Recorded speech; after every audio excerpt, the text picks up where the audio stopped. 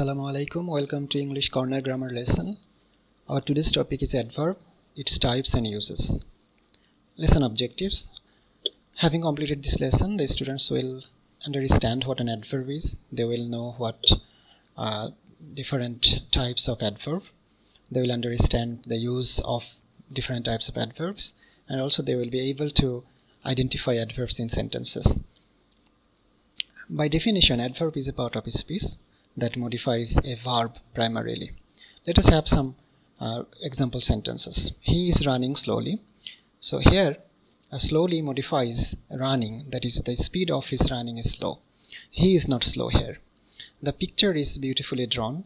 So here the way of the drawing of the picture was beautiful. The picture was not beautiful.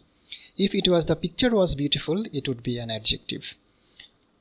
They have recently come. It talks about the time of their coming. So action of their coming takes place recently, not they recent. Okay. The horse can run fast. The horse is not fast here, but the speed of its running is fast.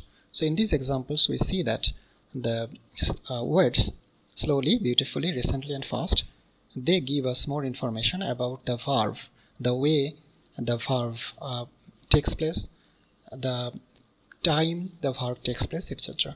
So an adverb is a part of a speech which primarily modifies a verb, and it talks about different aspects of a verb. Okay. There are 5 types of adverbs which modify verb. The first one is adverbs of time. It tells us when the action of the verb takes place. Adverbs of time are usually placed at the beginning or at the end of a sentence. Example words are never, lately, just, always, recently, etc. For example, so far I have had 2 examinations. So the word or phrase so far, it talks about the time of the 2 examinations.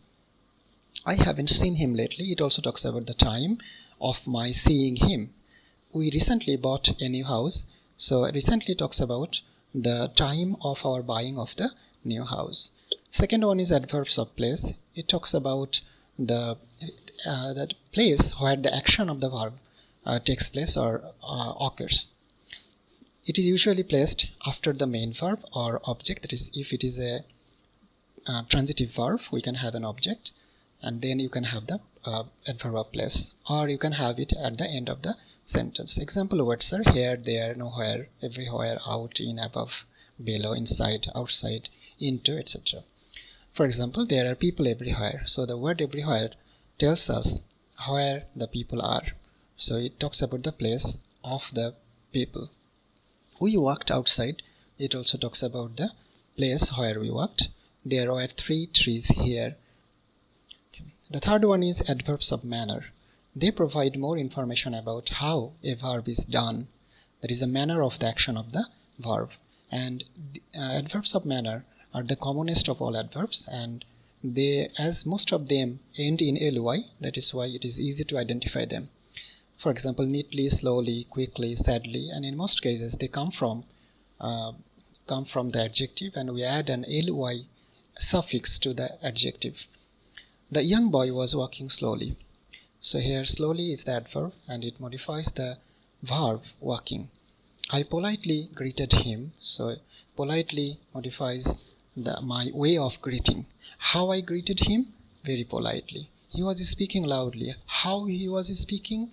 He was speaking loudly. So loudly tells us about the manner of his speaking. The next one is adverbs of degree. It explains the level or intensity of a verb. But at the same time, adverbs of degree can modify or explain the level of intensity of an adjective or even another adverb. Example words are very, pretty, almost, quite, too, enough, hardly, simply, etc. He was quite or very or too tired. So here tired is adjective, and what was the intensity of his being tired or tiredness? It was very tired, it was quite tired, it was too tired, etc. So it talks about the intensity, the level of his tiredness. I had just the amount of money you needed. So how much money did I have? Just the amount of money, the level of the amount of money. He was hardly walking. Hardly means almost negative. So he was almost not walking. So what was the level of his walking? Almost hardly. I nearly got an accident. So in these examples we find that adverbs of degree tell us about the level or the intensity of the verb or adjective or adverb. Okay. And the next one is adverbs of frequency, which tell us how often the verb occurs. That is how often we have the repetition of the action of the verb. They are often placed directly before the main verb of a sentence. Never, always, sometimes, rarely, usually, seldom, very often are some of the adverbs of frequency. I rarely eat meat. So how frequently I repeat eating meat? Rarely.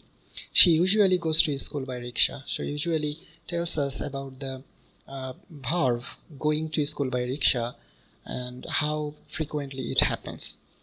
They always quarrel. Okay, so next one is so far we have found that in 5 different ways an adverb can modify a verb, but an adverb can modify an adjective too. For example, these adverbs give us more information about the adjective. For example, the sum was extremely difficult. So difficult is adjective here. And how difficult was it? The level of the difficulty, it was extremely difficult. Okay. I'm incredibly sorry. Sorry is again an adjective. And how much sorry was I? I was incredibly sorry. So it is again the intensity or the level of my being sorry. He was hardly smart. So how smart was he? Hardly smart. So it talks about the level or intensity of his being smart. The storm was terribly strong. So how strong was the storm? It was terribly strong. It was not less strong. Okay. So I'm pretty surprised. How much surprised was I? Pretty surprised. Pretty means almost. Not very, too much, but almost surprised. So in this way, an adverb can modify an adjective placed just before the adjective.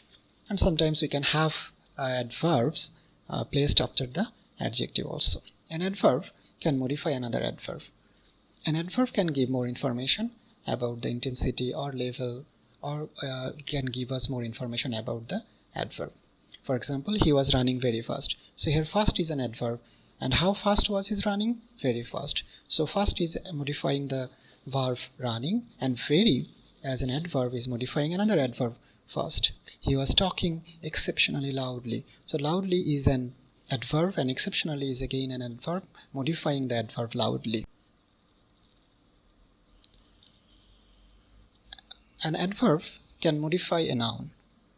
In a few cases, there are some adverbs which can give information about a noun. Among them, locative words cum preposition are the commonest. Locative words mean the words which give us the location of the noun.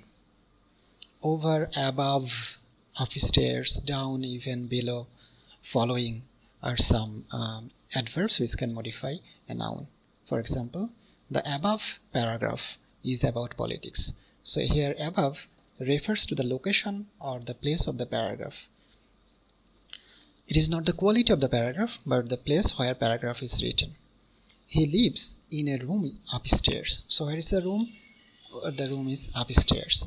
So upstairs is modifying the room, and room is a noun here. I don't have even a pen. So even is modifying the pen. And finally, an adverb can modify a clause or sentence. So far we have found that an adverb modifies a part of a speech used in the sentence. But there are some adverbs which can modify the entire sentences. The meaning of the entire whole sentence is modified by the adverb, and they are called sentence adverbs. They give more information about the meaning of the whole sentence, not about any specific part of the sentence. They describe a general feeling about all the information in the sentence. So remember, all the information in the sentence, not any specific part of a speech or a specific meaning of any particular part of the sentence. For example, generally, fortunately, interestingly, unfortunately, or fortunately are some sentence adverbs. Unfortunately, we could not reach the station in time. So here, unfortunately does not mean us, or does not modify our reach or our station or the time. Rather, the whole meaning of we could not reach the station in time is modified by the word unfortunately. Generally, the toss-winning team prefers batting first. So the toss-winning team prefers batting first. The whole meaning, or the situation meant by the whole sentence takes place generally. Thank you very much for watching. Assalamu alaikum wa rahmatullahi